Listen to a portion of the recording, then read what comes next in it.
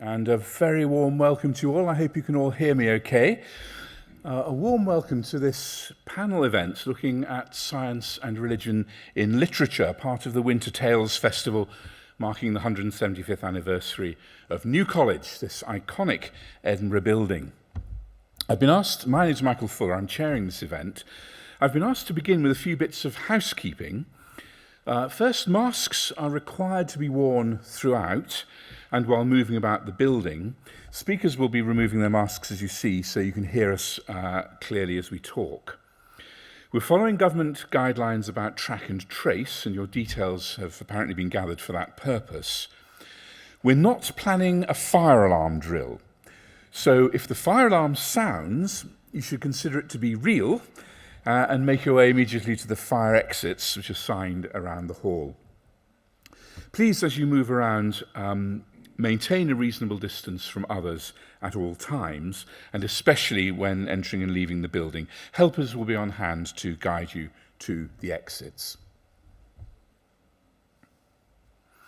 Now, scholars have been exploring the relationships between science and religion for over 50 years now, though you might not realize that from the way in which those relationships are popularly portrayed. This interdisciplinary work has often drawn on other academic areas too. Philosophy has played a significant part, and it's increasingly realized just how important a role history has played in the words science and religion coming to have the particular nuances that they do in the English-speaking world today. Here at Edinburgh University, we run a Science and Religion Master's programme, and as part of that, some years ago, we began to explore another area where science and religion can bump up against each other, which is in the realm of the imagination, as expressed in literature.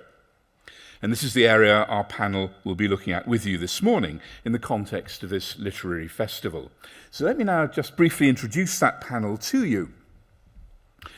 Richard Holloway was Bishop of Edinburgh and Primus of the Scottish Episcopal Church. He remains a Fellow of the Royal Society of Edinburgh. He's published numerous books on theology, ethics, and autobiography. And he's also someone who's been very much involved with scientific practice as a member of the Human Fertilisation and Embryology Authority from its inception, and as chair of the British Medical Association's steering group on ethics and genetics.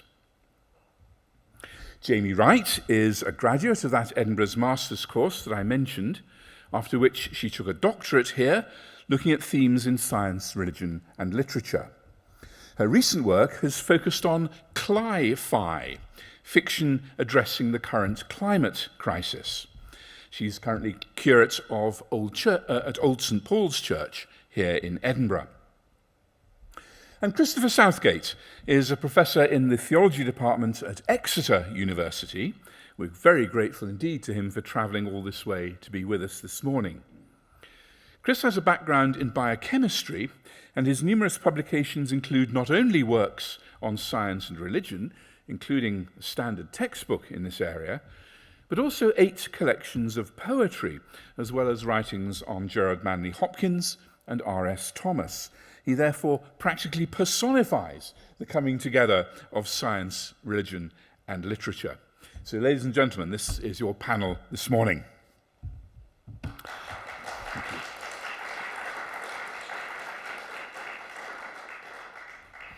Now, I've asked each member of the panel to speak for up to 10 minutes on our theme for this morning, Just Imagine, and I'll then invite each of them, if they wish, to respond to what the other two have said before opening things up for questions and comments from the floor. So please don't be shy in due course in addressing questions either to individual panellists or to the group as a whole. And I'd like to invite Richard, please, to set the ball rolling for us this morning. Thank you, Richard.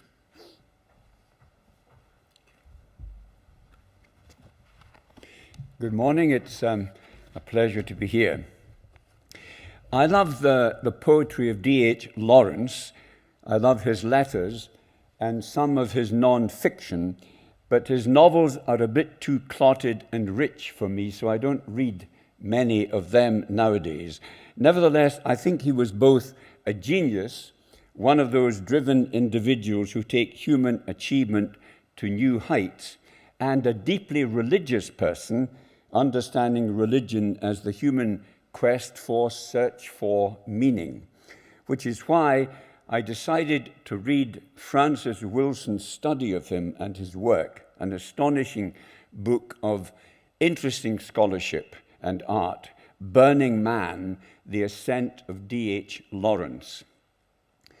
One of the things that jumped out at me from the text was Lawrence's belief that the way to get the best out of the Bible was to read it as a novel, a work of art, an existential fiction that wrestles with and represents the complexity of the human condition. Understood in this way, religious texts need not conflict with science. We can continue to benefit from reading, for instance, the Adam and Eve story in the Garden of Eden, as long as we understand it not as fact, but as existential fiction, something that never happened, that happens all the time. So why did religion get embroiled in a self-defeating conflict with science? I think two things happened. The first was what Weber called the routinization of charisma, a horrible phrase that I'll now unpack. Whenever a new story is gifted to the world through prophetic artists, it needs a vehicle or an institution to carry it through time, and it needs engineers to maintain the carrier, the vehicle, the kind of professionals Weber called routinizers, who are good at running systems but are often deaf to the poetry and art they are meant to convey. The biggest damage these clerical routinizers inflict on faith communities is that in order to cement their own authority over them, they set about scientizing them. In his important book, The Face of God, the philosopher Roger Scruton, who died a couple of years ago, wrote this: "When a system of belief starts to persecute those who do not accept it, we know, or ought to know, that it is a pseudo-science." That is why, as well as all the love and grace that is associated with faith communities, they also have a history of heresy hunting and the violence that goes with it. It's worth pausing here to remember that the last public execution for blasphemy in Scotland was of a 20-year-old Edinburgh University student, Thomas Aikenhead, in January 1697. It's also worth noting that the law that condemned him was only removed from the Scottish statute book in April of this year. Only theoretically in this year did blasphemy cease to be an offense in Scotland. That's all bad enough, but as well as all the violence and heresy hunting, faith scientizers force it into an unwinnable and unnecessary war with science. Thomas Hardy wrote a long poem about it called God's Funeral. I'll give you a couple of stanzas. "And tricked by our own early dream and need of solace, we grew self-deceived. Our making soon our maker did we deem, and what we had imagined we believed, till in time's stalest stealthy swing, uncompromising rude reality mangled the monarch of our fashioning, who quavered, sank, and now has ceased to be." In Hardy's mind, God's death was what we would now call an assisted dying, prompted not only by the church's stupid opposition to Darwin, because it contradicted a scientized reading of the book of Genesis, but also because the Bishop of Wakefield had publicly burned his novel Jude the Obscure as heretical, the kind of authoritarian stupidity Roger Scruton warned us against. Like many poets and artists, Hardy was sympathetic to and nostalgic about Christian faith. You capture his wistfulness in the poem The Oxen, which ends, "If someone said on Christmas Eve, 'Come see the oxen kneel,' in the lonely barton by yonder coombe our childhood used to know, I should go with him in the gloom, hoping it might be so. That's why many will go with him in the gloom to midnight mass on Christmas Eve in a few weeks' time, touched in spite of themselves by the poetry of the story, hoping it might be so, but thinking it probably isn't, because no one had ever told them it was an existential fiction, something that never happened, that happens all the time. Read Religion as Art, and you can keep using it, turn it into a pseudoscience, and you either lose your faith or you lose your mind trying to keep it. Amen.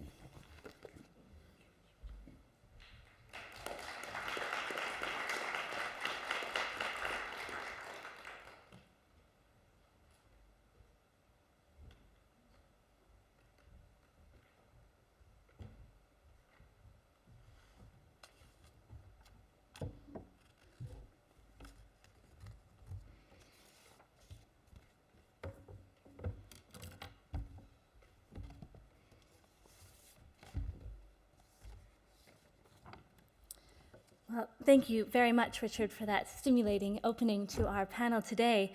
And I very much feel that I have to say, and now for something completely different, as I have up here my Teenage Mutant Ninja Turtles folder, and comic books will get a mention in this talk today.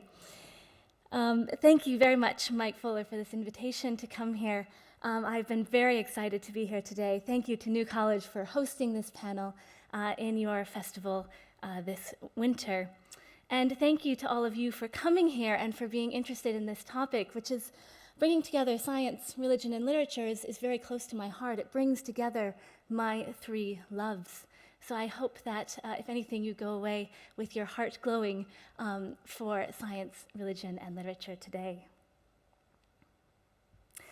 My research in the field of science and religion is bringing in literature into that dialogue. And I primarily look at science fiction and fantasy, sometimes brought together under the umbrella of speculative fiction. And I have done a bit of work with poetry as well, but my true loves are speculative fiction, science fiction, and fantasy.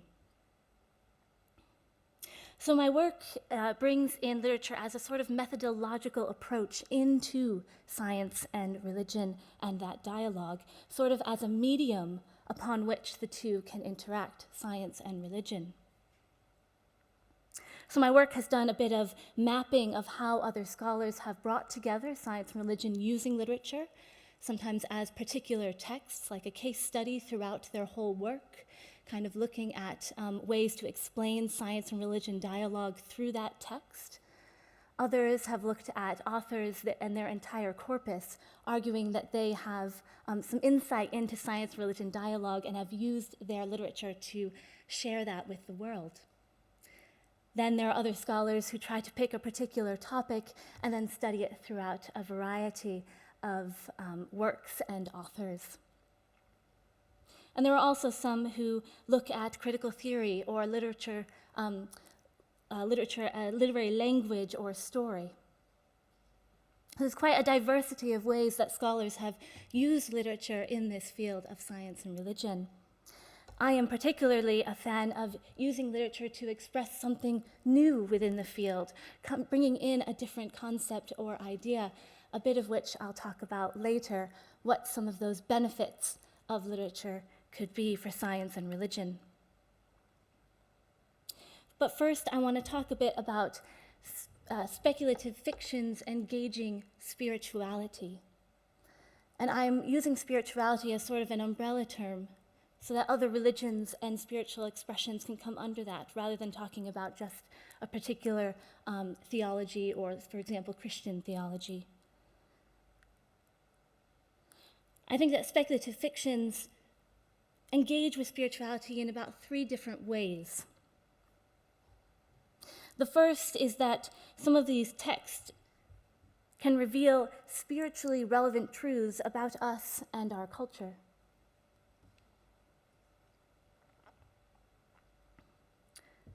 For example, there is a book on comics called Do the Gods Wear Capes by Ben Saunders. And in that work, he studies, these are just examples of some of the topics, the power of love, truth and justice as expressed through Superman, bondage and liberation as explored through the stories of Wonder Woman, techno-faith as expressed in the comics of Iron Man. Saunders says, one of the things I hope this study suggests is the ultimate falsehood of the characteristically modern opposites between religion and science, or deism and humanism. Superheroes do not render sacred concepts in secular terms for a skeptical modern audience, as is sometimes claimed. They do something more interesting. They deconstruct the oppositions between sacred and secular, religion and science, God and man, the infinite and the finite, by means of an impossible synthesis. They are, therefore, fantasy solutions to some of the central dichotomies of modernity itself.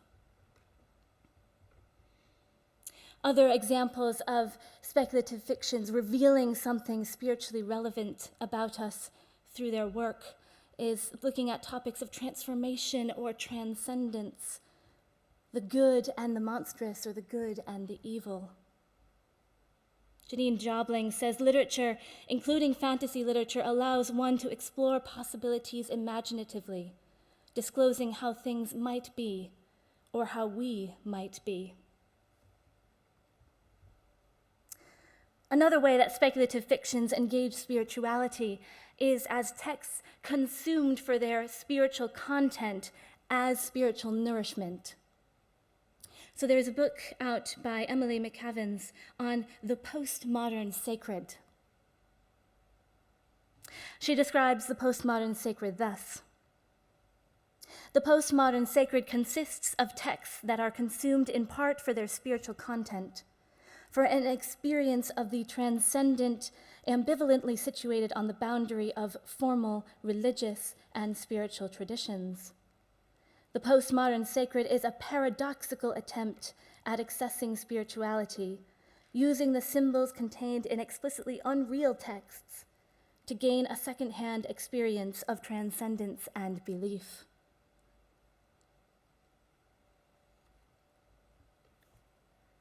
Think, for example, the Matrix and all of the symbols, the spiritual symbols within that text. Think of people who read or watch Harry Potter over and over again, a yearly ritual perhaps. The postmodern sacred consuming these texts for spiritual nourishment. The third way I think speculative fictions engage with spirituality are spiritualities founded upon such texts. For example, the Elven Path, the Silver Ship of the Valar, these are two religions based on Tolkien's Legendarium.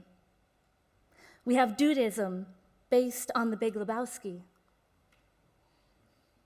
The Church of All Worlds, based on Robert Heinlein's Stranger in a Strange Land. And then we have real-life superheroes who are inspired by our comic book superheroes. Spiritualities founded upon such texts. Now I want to talk just a bit about the benefits of studying speculative fiction at the intersection of science and religion. One of the benefits of studying speculative fiction in this area is popular engagement with science and religion. So this could be science and religion scholars studying these kind of texts to see what the discourse is out in the popular realm. Or we could have people who are trying to influence popular science-religion discourse by promoting a nuanced science-religion speculative, science and religion perspective in those books. So the example I often give here is someone who is trained in science and religion hosting a book club and bringing in texts that engage with science and religion and using this space to encourage discourse. Next, I think a benefit is that these texts can contextualize and embody science and religion concepts that sometimes can seem overly theoretical or abstract. We can help people understand why a concept might matter when it's integrated into a story with in-depth characters wrestling with these topics. Or it can enable ethical discussions in a new way. And finally, there is the benefit that the human, subjective, and emotional element at the center of our science and religion dialogue is revealed.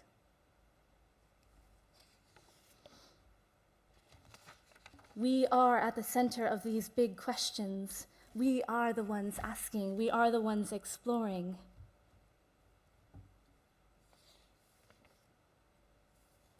Discourse surrounding the intersection of science and religion can, at times, be so focused on correct understanding of the nature of reality, which I think is important, and it is really important that science and religion dialogue explores this. But I think that considering speculative fiction or stories and myths or literature reminds us that we are also driven to find meaning. It is this search for meaning that drives our scientific and religious pursuits. And I think speculative fiction is one of the best genres in which to ask those big questions. Who are we? Where did we come from? Where are we going? I admit that science fiction, fantasy, speculative fiction is not really about finding direct or simple answers to those questions, but they teach us how to ask those questions. We learn about how to ask the questions that hold existential meaning for us. And speculative fiction is about opening ourselves up to imaginary experience of possible answers to those questions. Thank you.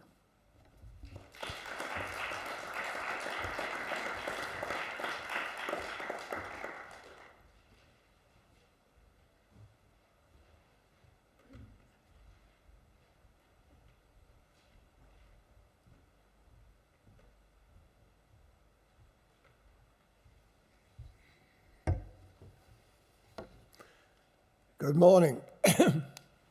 It's an absolute delight to be part of this festival, and thank you very much for the invitation. I want to use my brief time this morning to talk about the Welsh priest-poet R.S. Thomas, arguably the finest poet of the contemporary era not to win the Nobel Prize, and a poet who placed the struggle of the Christian believer at the heart of his work. In the very generative inclusion of literature in the Edinburgh MSc in Science and Religion, Thomas has quite rightly a place of honour because of the teaching that Wilson Poon has offered on the poet. Thomas is notable among contemporary poets in his determination to seek to use scientific language to extend the range of sound and sense that poetry can deploy, to open up new airways of the spirit, as Thomas himself put it.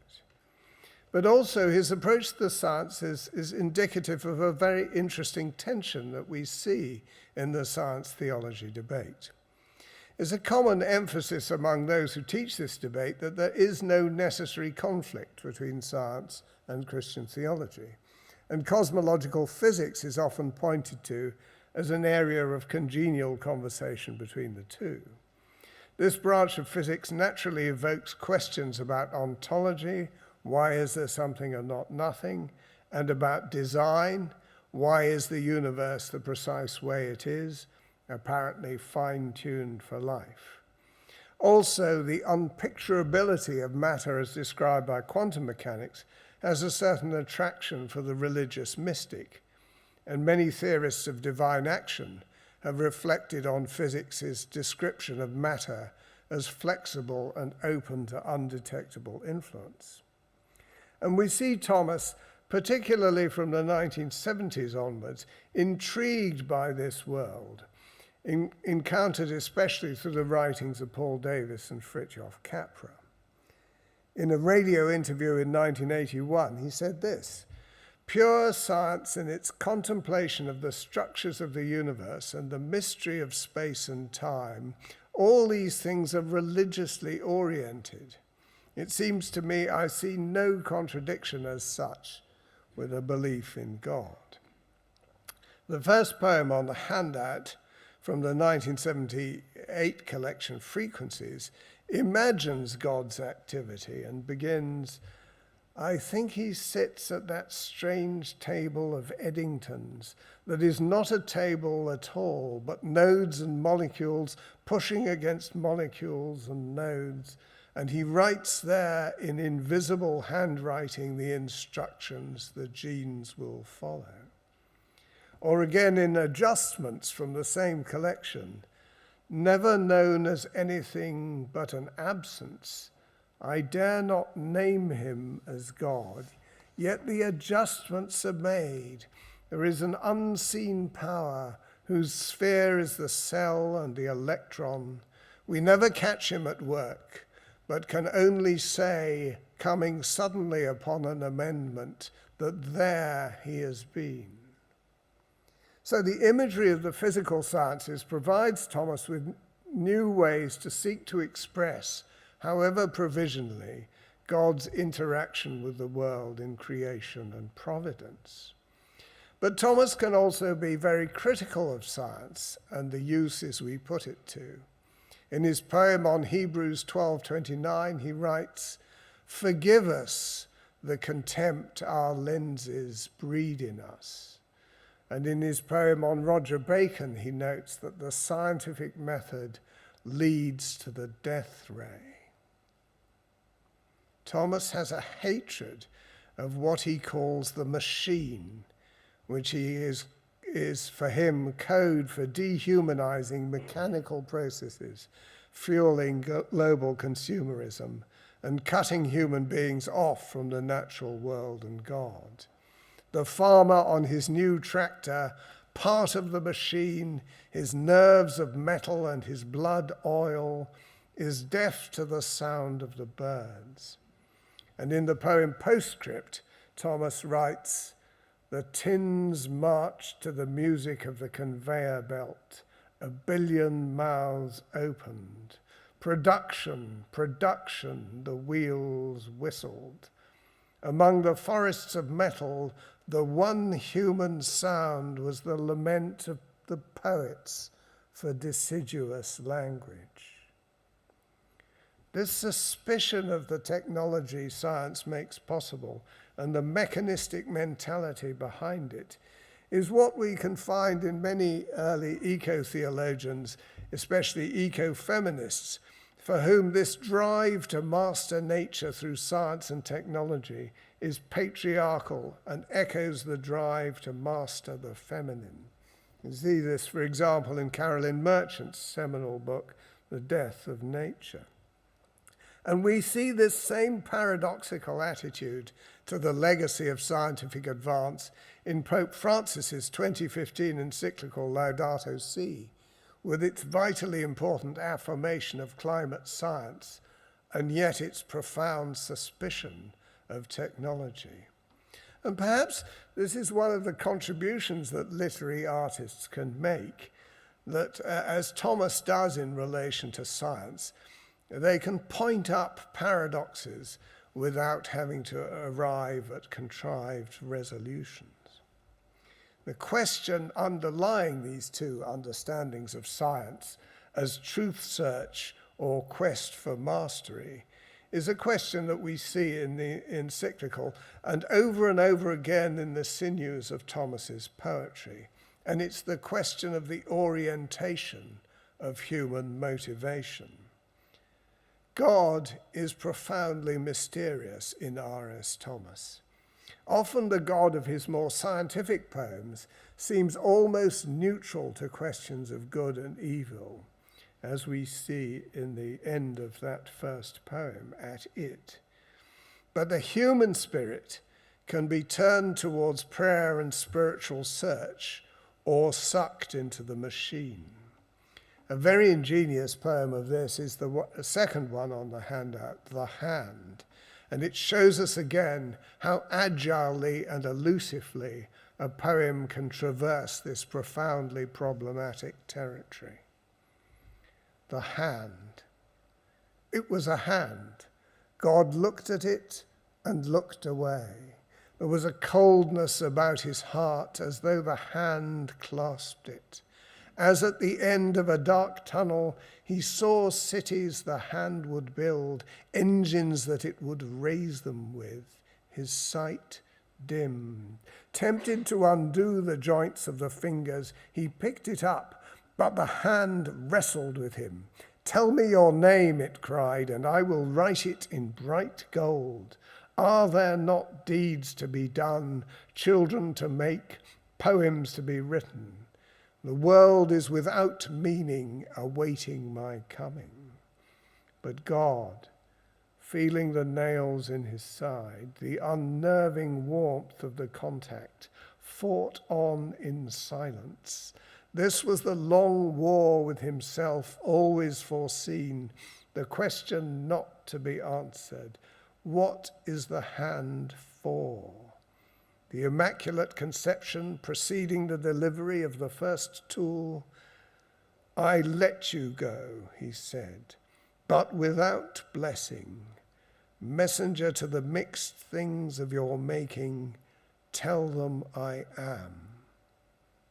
Or as Thomas put it in the opening of Mass for Hard Times, "Because we cannot be clever and honest, and are inventors of things more intricate than the snowflake, Lord, have mercy." Thank you very much.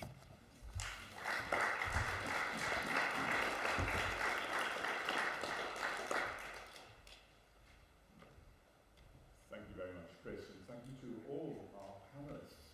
And now we invite each of them in turn to make, if they wish, a very brief response to the input of the others. Can we again begin with you, please, Richard? Sure. Thanks. Both stimulated unanswerable questions in me. I've been watching Brian Cox, his television series on the Open University, and he said something that I've always thought myself, but it doesn't actually help, that it's in us that the universe is thinking about itself. So this great kind of rush of stuff through space-time came up with us, and it's going to do away with us. And he's kind of mystically secular about all this, and that we will be done away with, and so the thinking bit of the universe will be over, the meaning-searching bit of the universe will be over. So what on earth was it all about? I mean, if the bit of the universe that thought about itself in us is then undone, we're all going to be burnt to a cinder by the sun anyway, which gave us life, will give us death. I mean, where do you take that, is my question. I mean, I've wrestled with this stuff for a very long time. I don't go with Dawkins, who thinks that it simply reduces the whole thing to a kind of meaninglessness. But if the meaning came through us and we're going to be over, and if the question we ask, where did the universe come from? And I've always been obsessed by the Latin notion of aseity in itselfness. So what you do is you come up with an intellectual shortcut. Daddy, who made the universe? God made the universe. Who made God? God was not made. God simply was. God was in itselfness. I don't know where to take any of this, except that I can't be absolute in my answers to any of it.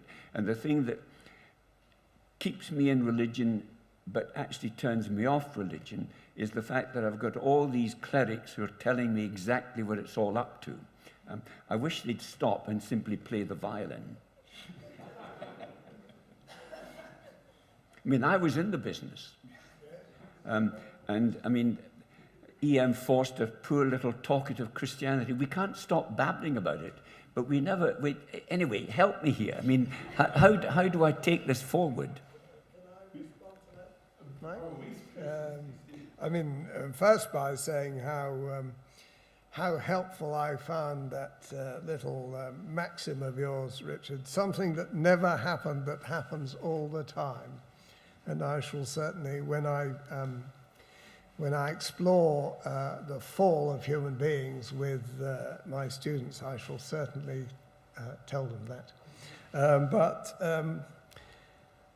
But I'm very interested in that sweep of universe history that you were referring to, and a doctoral student of mine, a former doctoral student of mine at Oxford, is exploring this very thing, and she points out that, of course, we're obsessed with ourselves because that's the sort of animal that we are.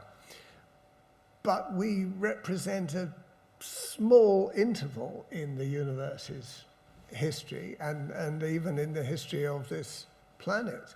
And so perhaps we have to reflect that it's not all about us, and that the meaning of existence and of life is something that is much broader than human beings.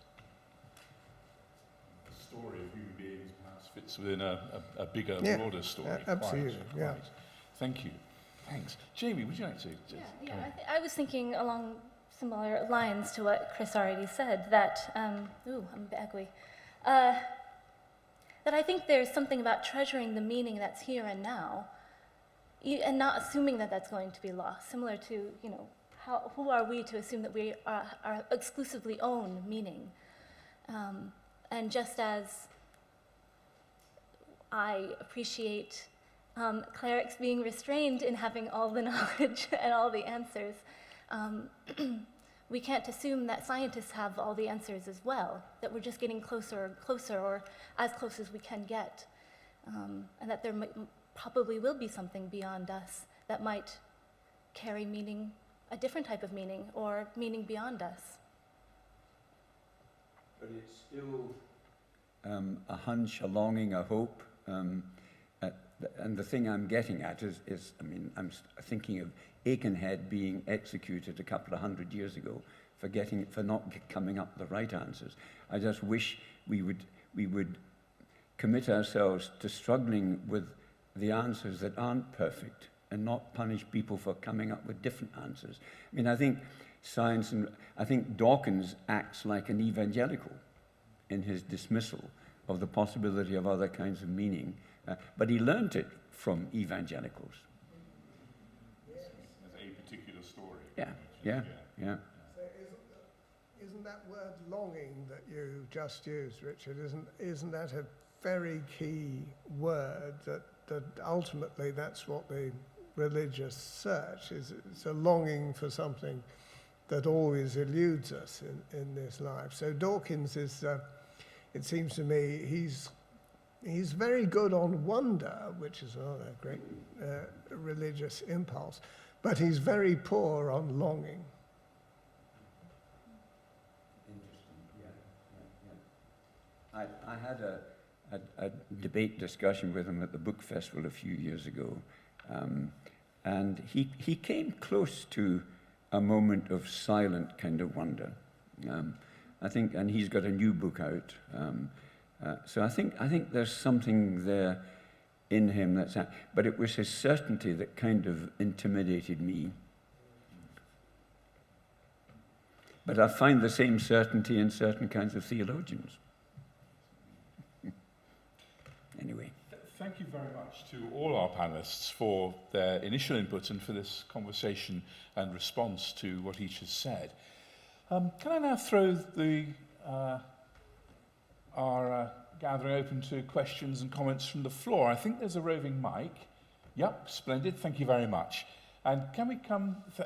Just raise your hand if you've got something to say. Can we come first to James in the red sweater there, please? Thank you.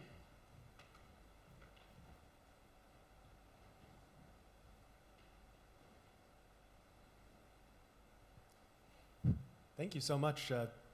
Really stimulating discussion.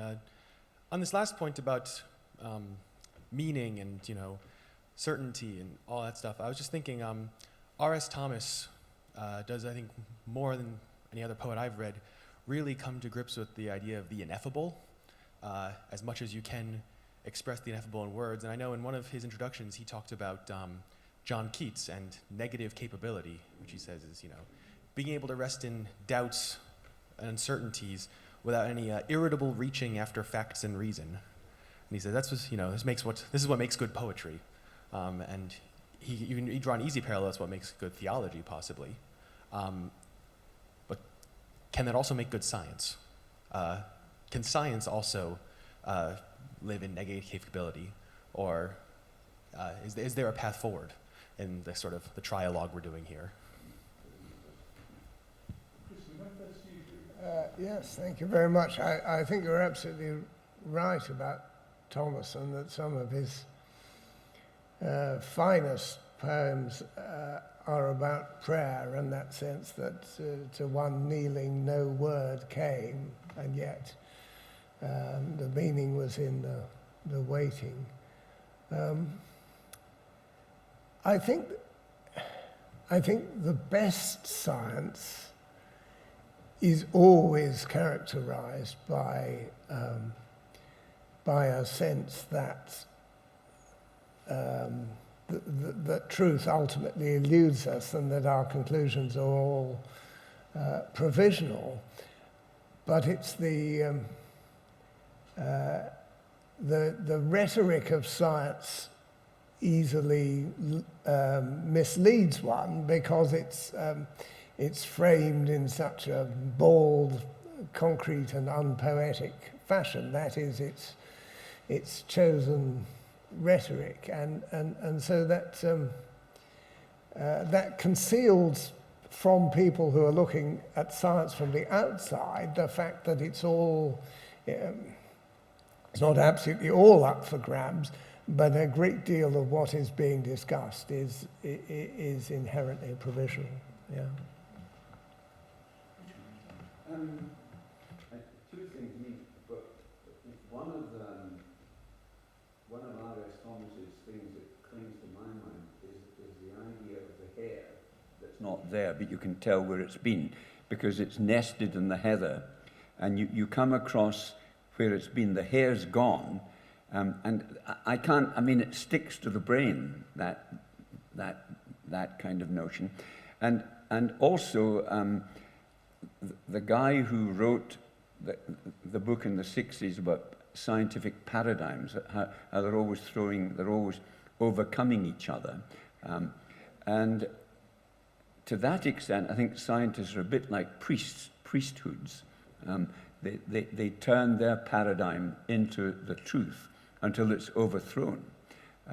And so I think what I'd want from all of this is a kind of alert, ecstatic uncertainty about it all, but we can't live that way, so we turn ourselves into dogmaticians, either scientific or theological. Which is why I think Jamie's weird stories keep that sense of wonder going. Yeah. Yeah, definitely. I would like to say more about that, actually, but I want to say something to your question, James. I think this is the benefit of philosophy of science, and we're often missing that, because we do only hear, the findings or the big things that hit the news, and we don't hear the process behind and the thinking behind the scientific practice. So I think critical realism as an understanding of what's happening in science is really beneficial for those that know what it is, but if people don't know what that is. Excuse me, could all the speakers please move their microphones a little bit closer to their mouths? Sorry. Was there something else you wanted to say as well, JJ? Yes, I wanted to say that I think this kind of imagining, this loosely holding with truth, is something that speculative fiction does really well, because it's going through it's kind of saying, let's imagine, what if, and kind of presents it as a work of art. And so people aren't going to say, oh, this is definitely what's going to happen, or this is definitely describing exactly, A is A, B is B. So there's much more room for imagination, I think, in science fiction and fantasy and poetry. But yeah. There's an openness that Yeah. academia can all too readily close down. Yeah, thank you. Do we have any more? Yes, please. The gentleman in the jacket there. Yeah.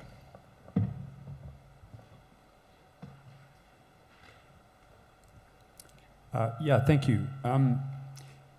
I see, with many of my friends and colleagues back in the States, one of the first things I know that they would ask is, yeah, but where do you get all this in the Bible, right? And so what I love about this conversation is that my personal observation has been that both science and religion are often operating from a parallel fear of the unknown, and that a lot of their commiserations are on the basis of that fear. And so they're pursuing this fear of the unknown in different ways. And fear of the unknown has this inexorable pull then toward the cult of certainty. And then both are lobbing bombs across the other. Well, if we were to take this conversation to the Bible, I see the book of Job as the ultimate conflagration between known and unknown. And I would love to hear you comment a little bit on this fascinating conversation in Job, where Job just wants certainty in the midst of his existential crisis. And in the final chapters, God doesn't even bother. In fact, the voice of God tosses back to him all of these rhetorical, unanswerable questions. But what he is given is presence versus certainty. And so I'd be interested to hear a little bit of commentary specifically on that. Chris, I'm, very fascinated by the book of Job. And funnily enough, Jamie and I were debating before these talks whether meaning and truth were the same thing. And it seems to me that Job magnificently searches for meaning, and what God offers him is no sort of answer, but is a series of stunning truths about creation framed in rhetorical ways. But it is the most extraordinary contribution to literature and to theology, I think. Yeah.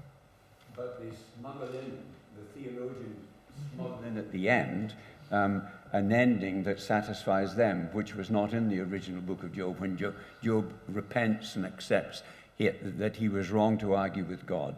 That bit was tacked on by a priestly civil servant, wasn't it?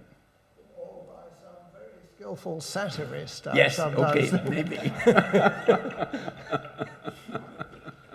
Yeah. But I'm fascinated by what you say about the States, which is, I'm married to an American, I've studied there, I love the States, but I look on it with astonishment at the moment. This collision of unprovable certainties, this lust for unprovable certainties, it could seriously send you back into a terrible spiral of destruction. It's quite stunning to watch. And of course, there are more guns than there are people in the United States of America. And you take each other out so regularly. It's stunning to watch. I can't do anything except wonder in despair what's happening to a nation I love. Can you help us here? Is there any way through all this? Yeah. And she doesn't seem to, but yeah. Yeah, I think if I were to preach on this topic, my point would be that it's that Job is rewarded with God's presence because of his questioning, and so that the seeking and the asking is not to be condemned. And so I think, and especially in the science and religion dialogue, one of my main mantras is about asking the questions. It's teaching us to ask those questions, to ask better questions. And I would not want that to be seen as wrong in a religious sense. One science and religion scholar who's addressed the wisdom literature, in particular Book of Job, is Tom McLeish, and he's very well worth checking out on this sort of thing if you're interested in taking that further. Yeah, thank you. Do we have any further questions? Yes, please. To my right. Thank you. Thank you very much. Thank you to the panel for a very stimulating discussion. I do share Richard's frustration. The problem is if you go down Tillich's route, the religious concern is ultimate, ultimate concern is total, total concern is unconditional, and then the unconditional is infinite. You end up going round and round in circles, and the ontological route basically ends in a dead end. And you end up by de-objectifying the object of theology. And so, Richard, and to the panel, do we take some comfort maybe in T.S. Eliot's poem Little Gidding? Footfalls echo in the memory down the passage which we did not take, towards the door we never opened, into the rose garden. My words echo thus in your mind. And then, after all this following, you get, you are not here to verify, you are here to kneel where prayer has been valid. What do you think of those words? I think my response to that is always a kind of silence. But then I come back immediately. I'm very fond of the pragmatism of William James and the whole American pragmatic school. And one of the things he said that I kind of have tried to live by is, what is the cash value of your belief? I mean, what practical impact does it have? Is it simply something you hold in your head? Does it make you kinder? Does it make you persecute blasphemers who don't buy into the same belief? So I think that a combination of Eliotic wonder and silence and the American tradition of pragmatism, what's the payout from this particular, where does this set of beliefs take you? I think if we live between those interrogations, we might be kinder to each other. And I think that what I see working out in the States at the moment is the cash value of so many of those over-certainties is terrifying. It's being known by the fruits, as it were. Yeah. Yes, would you like to comment on this one, T.S. Eliot? Eliot is a particular interest of mine, and I could get thoroughly distracted on the biographical background to that first quotation that you gave, but I must wrench myself away from that. I was recollecting that time when I used to lecture on God's action in the world at the university in the morning, and then at the time I was a mental health chaplain and sat in the inpatient psychiatric wards in the afternoon, and all the theories that I had sketched out in the morning all collapsed in the afternoon when I saw the predicament that some of those patients were in. And I just think that both those activities of trying to frame theories, but also sitting with the reality of suffering in the world, those need to be held together, and we need really both of them, but held humbly.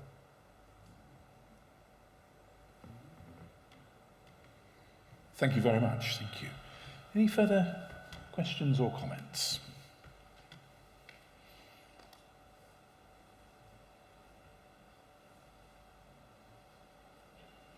Okay.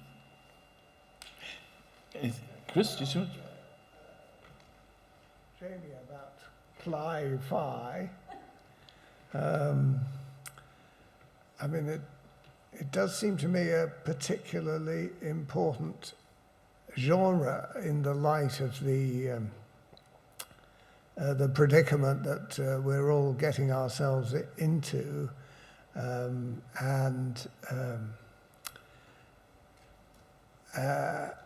the scientific predictions are they're hard to access, I think, in a direct way. Though we're starting to see the direct effects of climate change now, but it does seem to me that those literary projections give us a way of exploring this area. I'm thinking, for instance, of Kim Stanley Robinson's novel, The Ministry for the Future, and so on. And you're a specialist in this area. I wondered if you could say more. Specialist might be a bit much, but yeah, I think it's very important, and that was going to be my question to you, actually, was about imagery when it comes to eco-theology, because, I mean, this is one of the problems we hear about climate change and how to motivate people is getting people to understand the impact of climate change, especially if we're in a location where we're not getting as obvious effects, such as sea levels rising or desertification or a variety of effects. And so I think it is one means of being able to experience imaginatively something that we're perhaps not experiencing in our own lives, or reading either some a scientific paper or perhaps a news article, which you don't get the chance to kind of journey with a few characters and really sit with what they're experiencing in the same way that you can with a story. But I also think with climate fiction, it's really, really important that we were willing to question them and the solutions that they explore. So for example, I would want to see climate fiction that doesn't just present a technological, fix, an easy fix. I would want to see climate fiction that really provides hope and motivation, that encourage us to use our agency on an individual level and on collective societal levels. And I'd really want to see that within the fiction if we're going to promote particular stories to people, that they have those kind of requirements, the Jaime criteria. Well, I think that novel, is it The Ministry for the Future or The Ministry of the Future? Ministry for the Future, I think, is a particularly interesting case because it does offer a thoroughly scientifically informed, ultimately hopeful picture.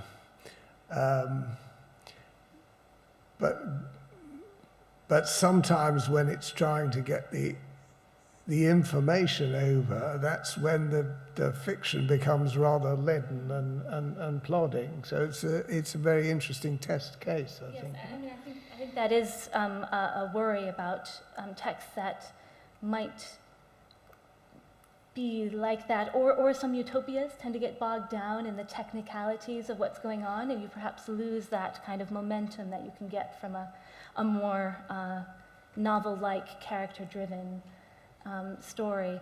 And I think, thinking about the types of hopeful futures, I'm intrigued by different types of scenarios that are presented, so we kind of have options to go in different directions. So I'm specifically thinking about the Mad Atom Trilogy, where the solution is kind of that humanity moves into a post-human form, basically, after collapse of the environment.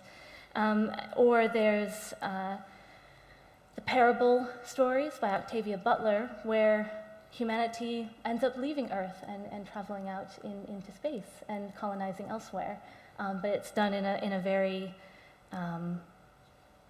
human-driven kind of way, presenting that possible future. So again, the imagining different options is a huge benefit to climate fiction. This is in a rather different context, that all the poets can do today is warn, and perhaps there's an element of this coming in here as well, where the climate fiction is concerned. Have you got anything you'd like to come on this one? It's just a kind of current concern. I want to put this to Jamie. I remember years ago a woman wrote an article called The Death of Distance. And she said that one of the things that's poisoning our society is that there's little space between us. In the old days, you didn't really know what was going on. But with social media, everything is now instantly available, and it seems to be kind of boiling us in all sorts of toxic stuff. I don't do it myself. I'm too old to understand it. But the fact that you can instantly tweet something terrifying, often to a woman who's offended your toxic masculinity. And I can see a bit of me is very pessimistic about, we might ultimately be doing away with ourselves as a species, and the planet would probably benefit from that. It would go on. Can you reflect on all of that? Because it comes into a lot of the kind of novels. I interviewed a guy about Star Wars years ago because he followed a religion that came out of Star Wars. It seemed to me to be a not very interesting religion, but I was fascinated by the fact that he actually followed it. I couldn't quite figure out what the ethic was, but they did dress up a lot, and I belong to a religion that's done a lot of that as well. Can you give us a wee reflection here on the possible ultimately dystopian effect on social media, the climate crisis, and the fact that we're all fallen creatures anyway? So tie it all together for us and cheer me up, or just depress the hell out of me. I don't know if I can do all that in one thing, Richard, but I am a fan of understandings of humanity and the planet in seeing ourselves as interconnected with everything, not in a purely negative way. So I'm not keen on humans are a parasite that need to be eradicated. I'm keen on looking at humans as part of this planet and the ecosystem, and how can we stop taking more than we should from the natural world and other creatures that we share this planet with. So I think there is something huge to be said for being intelligent creatures who can practice restraint, including on social media. Yeah, and everywhere. Yeah, okay, good. Such a feature of social media that they reinforce the contraction of our attention span. And so everything is now or the next minute, and it's becoming so difficult to say what would be a wise unfolding of the next 50 years. And I'm not. I have a worry that Christianity isn't as much help as one would like, because the New Testament, of course, also focused on the immediate future and didn't really think that 50 years on would happen. And so I think we have to range quite broadly to look for that kind of wisdom again. Thank you all very much indeed for your comments here. I'm conscious that time is against us. Jolyon, did you have something you wanted to? No, Frank, thank you.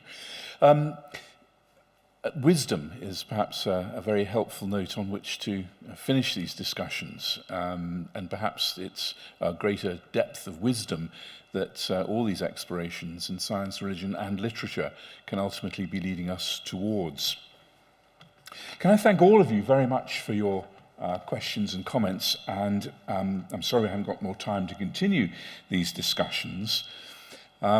If it's been of interest to you, you may like to know that the book is due to appear next year on science and religion in Western literature, to which Chris and Jamie and myself are all contributors, so do look out for that in due course.